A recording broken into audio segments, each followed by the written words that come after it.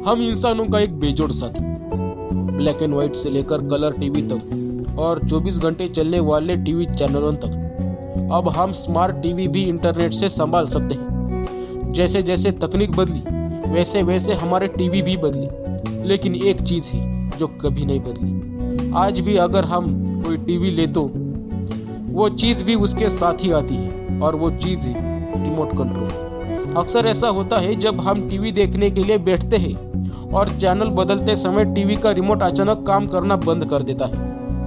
फिर हम रिमोट का सभी बटन दबाते हैं और रिमोट काम नहीं करता। तो हम परेशान होकर थक हार कर अपने रिमोट को 2 या 3 बार पटकते हैं, यानी हिट करते हैं, और फिर से हमारा रिमोट काम करना शुरू कर देता है। ऐसा हमारे घर में हर रोज होता है। लेकिन क्या आपने कभी यह सोचा है 2 या 3 बार रिमोट पटकने से या फिर हिट करने से वो काम करना क्यों शुरू कर देता है? तो आइए हमारे साथ हम इस एपिसोड में इस सवाल का जवाब जानेंगे। तो आइए दोस्तों जान लेते हैं। पहली बात बता दें कि रिमोट काम करता है बैटरी पर। रिमोट में लगी बैटरियां लंबे समय तक रिमोट में रहती है। कभी कभी ये बैटरियां साल भर भी रिमोट में रहती है। यह इस बात पर निर्भर करता है कि आप रिमोट का कितना इस्तेमाल करते हैं। बैटरी जितनी देर तक रिमोट में रहती है, उनके टर्मिनल्स और बैटरी के बीच उतनी ही ज्यादा ऑक्सीडेशन लेयर तैयार होती है। ऑक्सीडेशन लेयर की वजह से हाई रेजिस्टिविटी तैयार होती है, जो करंट फ्लो करने में डिस्टर्बेंस क्रिएट करती है, जिसकी वजह से वोल्टेज कम होता है और रिमोट ठीक तरह से काम नहीं करता। आपका रिमोट कभी कभी काम नहीं करता क्योंकि ऑक्सीडेशन लेयर करंट के फ्लो में डिस्टर्बेंस क्रिएट करती है। साथ ही टीवी का रिमोट बहुत कम एनर्जी यूज करता है। इसका मतलब जब हम रिमोट के बटन दबाते हैं तब लाल या फिर नीली लाइट लगती है, तो रिमोट सिर्फ उतनी ही एनर्जी यूज करता है। इतने कम करंट या फिर एनर्जी के प्रेशर का ऑक्सीडेशन लेयर पर कुछ भी असर नहीं होता। इसीलिए कभी कभी हमारा रिमोट अच्छी तरह से काम नहीं कर पाता। टीवी के रिमोट में बहुत कम करंट इस्तेमाल किया जाता है, इसीलिए ऑक्सीडेशन लेयर के रेजिस्टेंस पर इसका कोई फर्क नहीं पड़ता।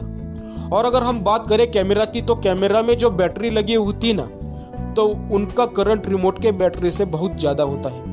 इसीलिए कैमरा में जो ऑक्सीडेशन लेयर तैयार होती है, वो ऑक्सीडेशन लेयर ज़्यादा समय तक नहीं रहता।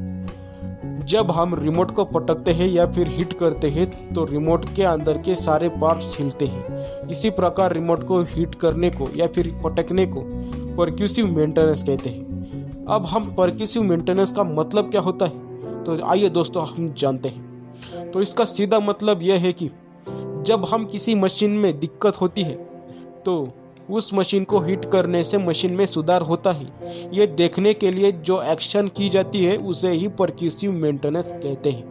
परक्यूसिव मेंटेनेंस का इस्तेमाल सिर्फ रिमोट में ही नहीं किया जाता, तो फिर टोस्टर, कार की बैटरीज, टॉर्च और टीवी जैसे मशीनों में भी किया जाता है। रिमोट को 2-3 बार पटकने से या फिर हिट करने से बैटरीज और टर्मिनल्स के बीच जो ऑक्सीडेशन लेयर और रेजिस्टेंस तैयार होता है ना, वो टूट जाता है और टर्मिनल्स और बैटरी में फिर से कनेक्शन तैयार होता है। इसीलिए रिमोट को हिट करने से या फिर पटकने से रिमोट में फिर से काम करना शुरू कर देता है, क्योंकि टर्मिनल्स और बैटरी के बीच जो ऑक्सीडेशन लेयर होता है वो टूट जाता है। अब आप समझ ही गए होंगे कि ये कोई एक जुगाड़ नहीं है, तो इसके पीछे भी एक साइंस है। अगर आपको वीडियो अच्छा लगे तो प्लीज़ नीचे कमेंट कर दीजिए और सब्सक्राइब जरूर कर दीजिए।